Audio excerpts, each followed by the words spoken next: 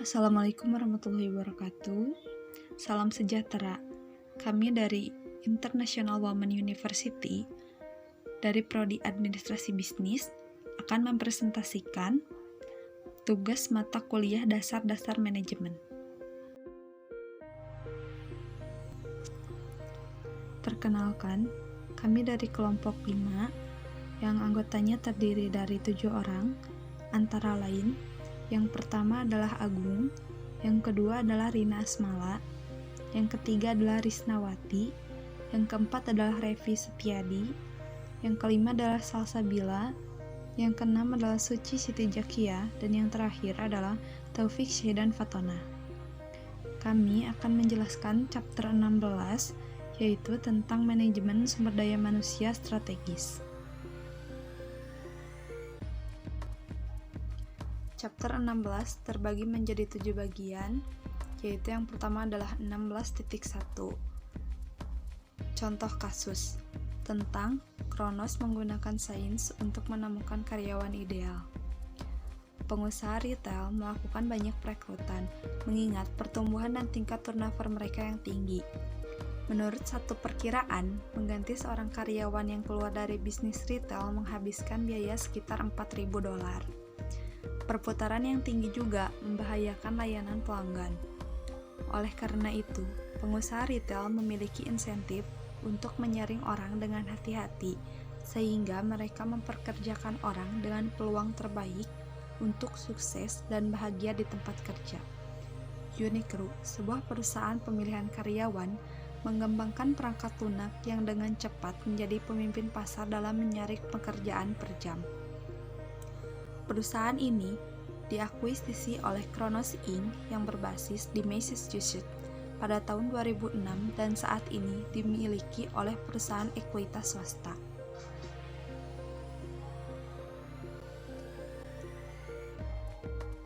Ide di balik perangkat lunak ini sederhana. Jika Anda memiliki banyak karyawan dan terus melacak data Anda dari waktu ke waktu, Anda memiliki akses ke sumber daya yang sangat besar. Dengan menganalisis data ini, Anda dapat menentukan profil karyawan ideal. Perangkat lunak tersebut menangkap profil dari calon berkinerja tinggi dan pelamar disaring untuk menilai kecocokan mereka dengan profil khusus ini. Lebih penting lagi, profil tersebut terus diperbarui seiring dengan dilakukannya studi yang membandingkan profil karyawan dengan kinerja pekerjaan. Ketika jumlah studi semakin besar, perangkat lunak melakukan pekerjaan yang lebih baik dalam mengidentifikasi orang yang tepat untuk pekerjaan itu.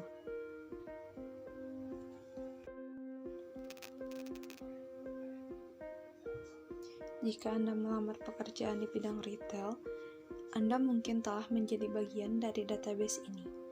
Pengguna sistem ini termasuk raksasa, seperti Universal Studios, Coats Sales Corporation, Burger King, dan pengecer, serta jaringan restoran lainnya.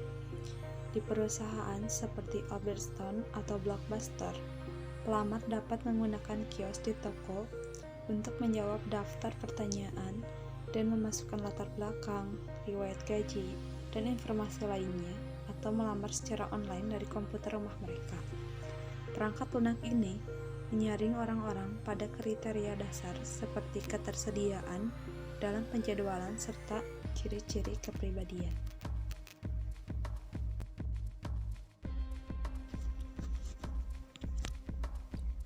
Kandidat diminta untuk setuju atau tidak setuju dengan pernyataan seperti "Saya sering membuat rencana di menit-menit terakhir" atau "Saya bekerja paling baik ketika saya berada dalam tim". Selain itu, pertanyaan tentang bagaimana pelamar akan bereaksi dalam situasi terkait pekerjaan tertentu dan tentang kecocokan orang pekerjaan disertakan. Setelah kandidat menyelesaikan pertanyaan, manajer perekrutan dikirimi laporan lengkap dengan tindakan yang disarankan dengan kode warna.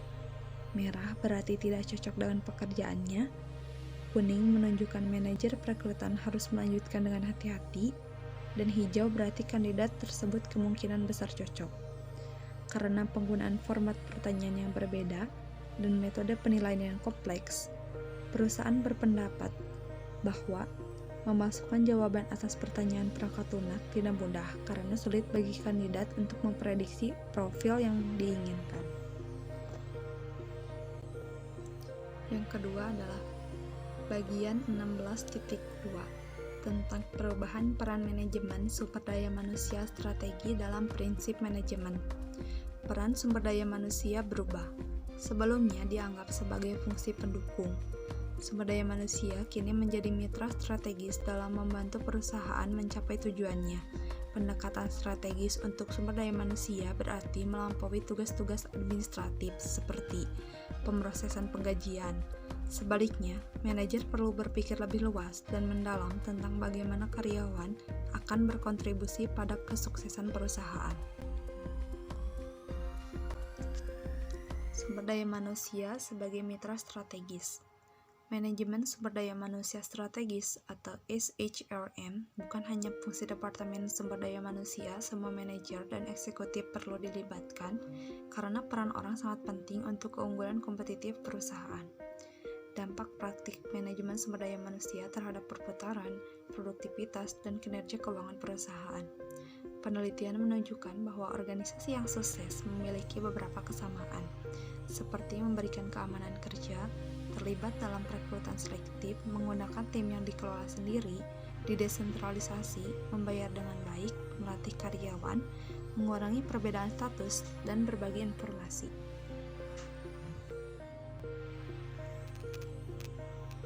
The Society of Human Resource Management Research Quarterly mendefinisikan sumber daya manusia organisasi sebagai berikut. Aset sumber daya manusia perusahaan adalah jumlah kolektif dari atribut, pengalaman hidup, pengetahuan, daya cipta, energi, dan antusiasme yang dipilih oleh karyawan untuk diinvestasikan dalam pekerjaan mereka.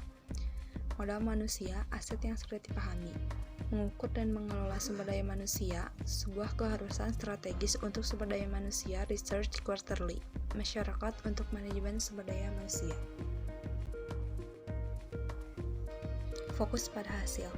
Prinsip-prinsip baru manajemen membutuhkan fokus pada hasil dan hasil, bukan hanya angka dan kepatuhan. Sama seperti pengacara menghitung berapa banyak kasus yang mereka menangkan, bukan berapa banyak kata yang mereka gunakan.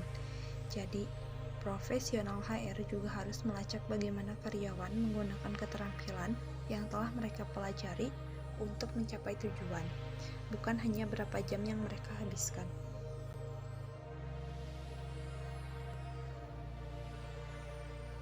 Dalam pelatihan John Morabito, Wakil Presiden Eksekutif dan Kepala Bagian Sumber Daya Manusia dan Layanan di Cigna, mengatakan bahwa eksekutif human research perlu memahami tujuan dan strategi perusahaan dan kemudian memberi karyawan keterampilan yang dibutuhkan. Terlalu sering eksekutif human research terlibat dalam inisiatif mereka sendiri tanpa memahami bagaimana peran mereka berkontribusi pada bisnis. Itu berbahaya, karena jika berhubungan dengan departemen dan sumber daya manusia, apapun yang bersifat administratif atau transaksional akan dialihdayakan, kata Morabito.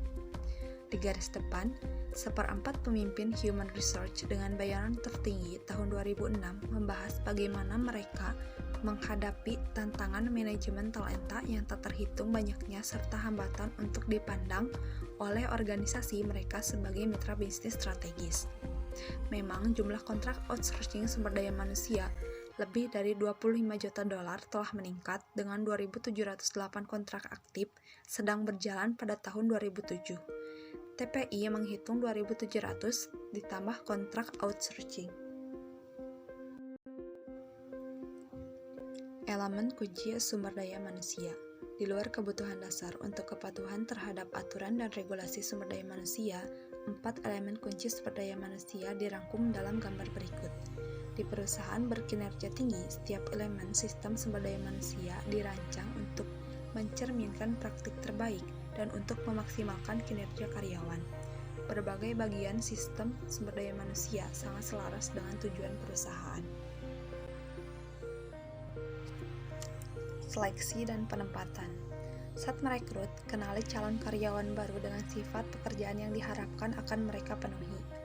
Ini termasuk menjelaskan kompetensi teknis yang dibutuhkan, Kompetensi perilaku mungkin memiliki fokus pada pelanggan seperti kemampuan untuk menunjukkan empati dan dukungan terhadap perasaan dan sudut pandang pelanggan, atau fokus manajemen pekerjaan seperti kemampuan untuk menyelesaikan tugas secara efisien atau untuk mengetahui kapan harus mencari panduan. Selain itu, perjelas budaya organisasi dengan mendiskusikan nilai-nilai yang menopang organisasi. Gambarkan pahlawan organisasi Anda.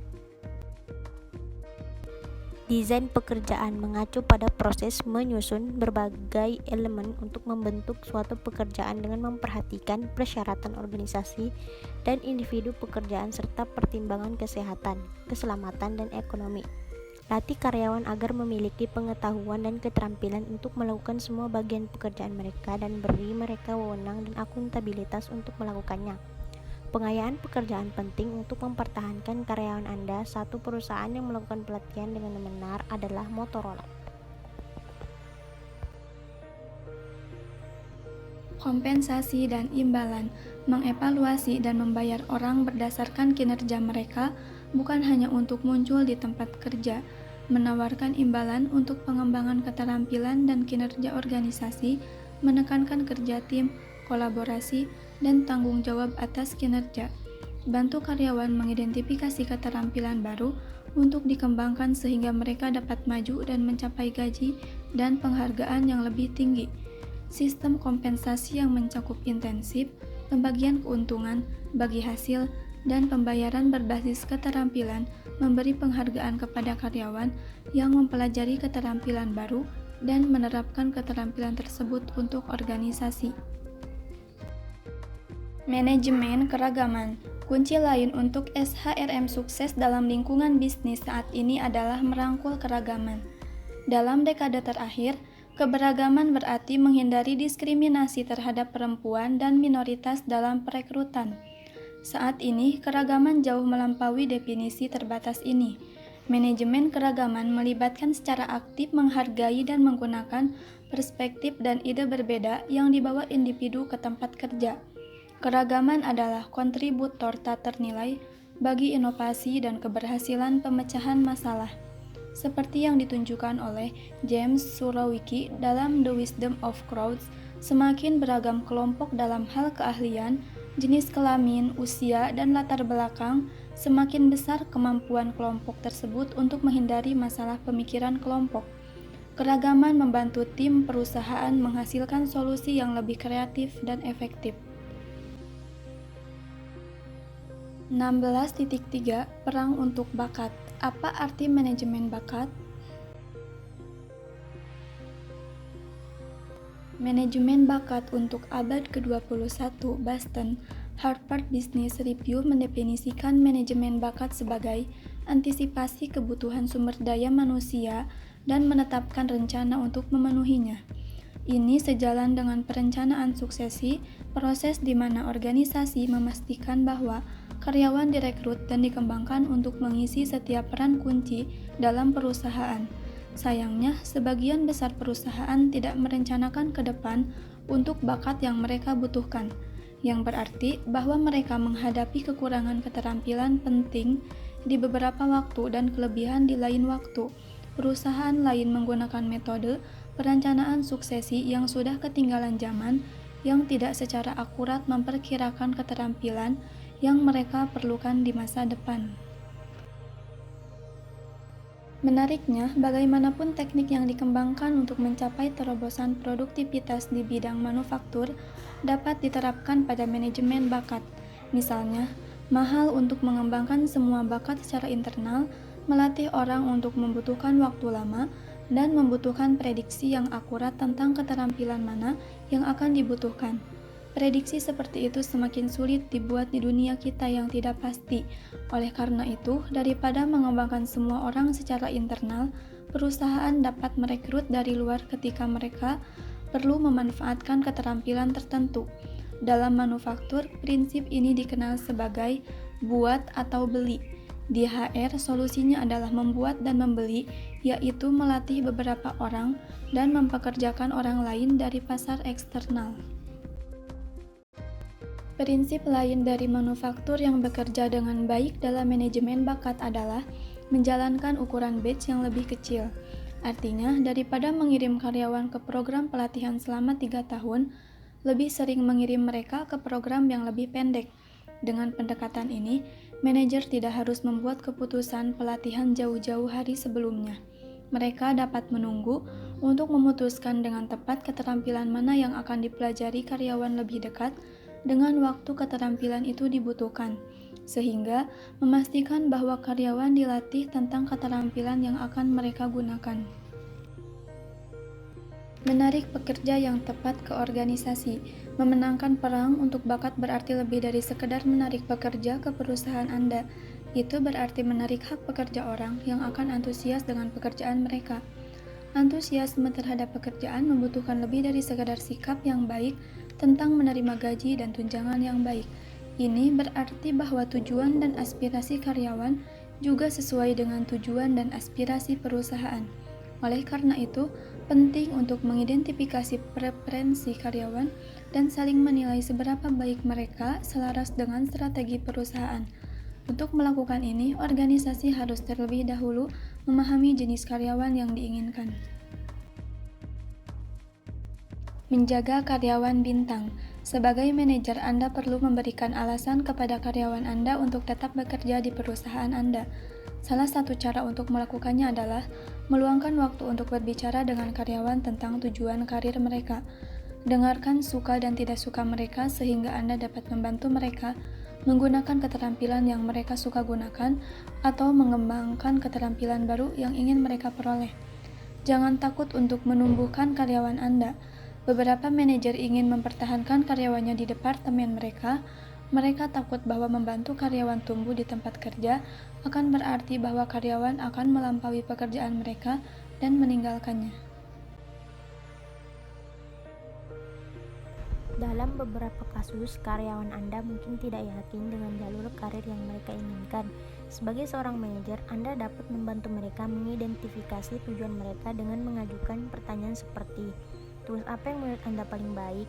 Prestasi mana yang paling Anda banggakan dalam 6 bulan terakhir? Apa yang membuat hari kerja menyenangkan? Apa yang diinginkan karyawan? Karyawan ingin tumbuh dan berkembang, mengembangkan kemampuan mereka. Mereka menginginkan proyek yang melibatkan pikiran dan hati mereka, dan mereka ingin terhubung dengan orang-orang dan hal-hal yang akan membantu mereka mencapai tujuan profesional mereka. Berikut 2 cara untuk memberikan ini kepada karyawan Anda. Pertama, hubungkan orang dengan mentor dan bantu mereka membangun jaringan. Kedua, bantu menghubungkan orang dengan tujuan.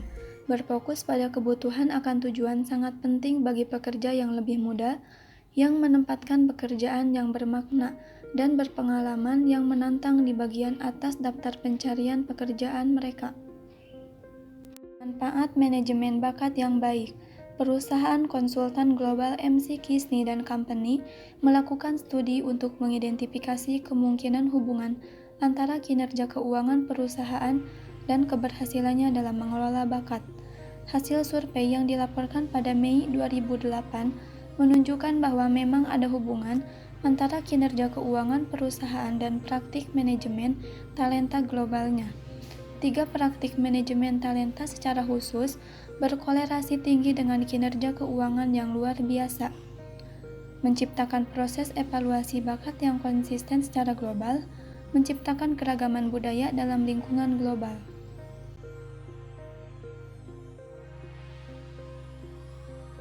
Mari kita lihat lebih dekat apa saja dari ketiga praktik terbaik ini. Pertama, memiliki evaluasi bakat yang konsisten berarti bahwa karyawan di seluruh dunia dievaluasi dengan standar yang sama. Ini penting karena ini berarti bahwa jika seorang karyawan dari satu negara pindah ke negara lain, manajernya dapat diyakinkan bahwa karyawan tersebut telah ditahan pada tingkat keterampilan dan standar yang sama. Kedua, memiliki keragaman budaya berarti memiliki karyawan yang mempelajari sesuatu tentang budaya negara yang berbeda, tidak hanya memperoleh keterampilan bahasa. Ini membantu mewujudkan keterbukaan lintas budaya.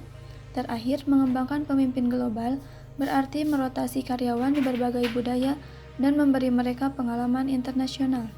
Perusahaan yang melakukan hal terbaik ini juga memiliki kebijakan memberikan intensif kepada manajer untuk membagikan karyawannya dengan unit lain.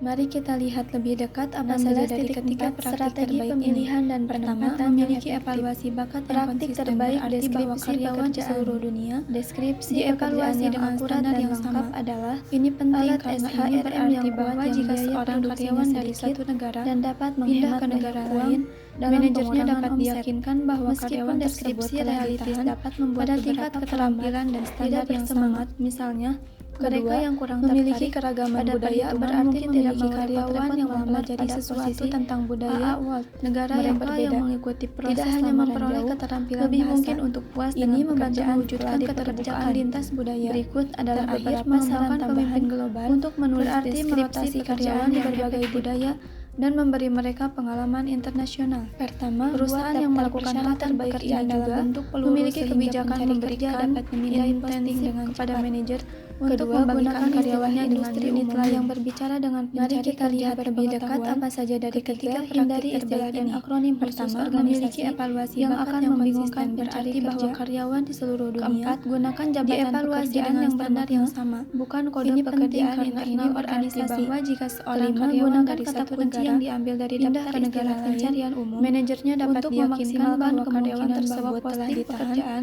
pada tingkat keterampilan dan standar yang sama. Yang terakhir, kedua, sertakan memiliki keragaman budaya berarti memiliki karyawan yang mempelajari sesuatu tentang budaya negara yang berbeda. Tidak hanya memperoleh keterampilan bahasa. Ini membantu mewujudkan keterbukaan lintas budaya. Terakhir, mengembangkan pemimpin global berarti merotasi karyawan di berbagai budaya dan memberi mereka pengalaman internasional.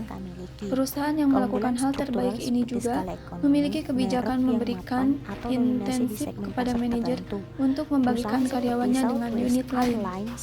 Mari kita lihat lebih dekat apa saja dari ketiga praktik terbaik ini. Pertama, memiliki evaluasi bakat yang konsisten berarti bahwa karyawan di seluruh dunia dievaluasi dengan standar yang sama.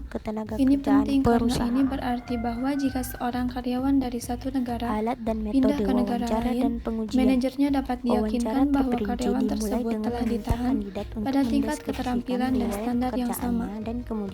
Kedua, memiliki keragaman budaya berarti memiliki karyawan yang mempelajari sesuatu tentang budaya negara yang berbeda.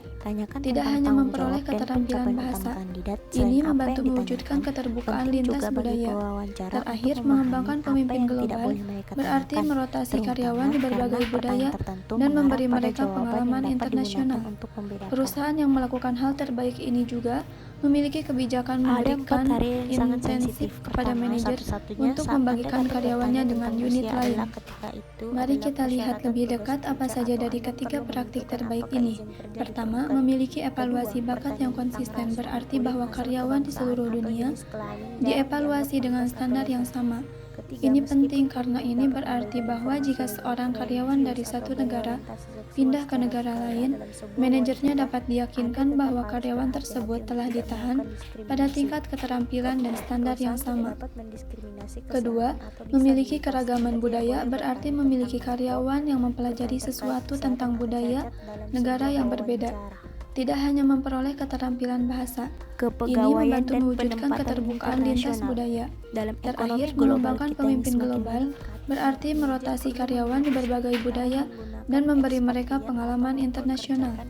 Perusahaan yang melakukan hal terbaik ini juga memiliki kebijakan memberikan intensif kepada manajer untuk membagikan karyawannya dengan unit lain.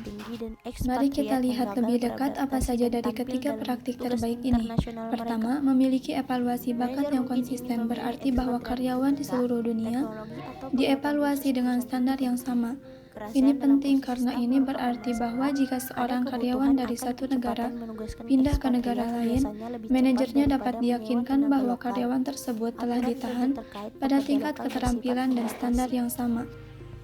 Kedua, memiliki keragaman budaya berarti memiliki karyawan yang mempelajari sesuatu tentang budaya negara yang berbeda.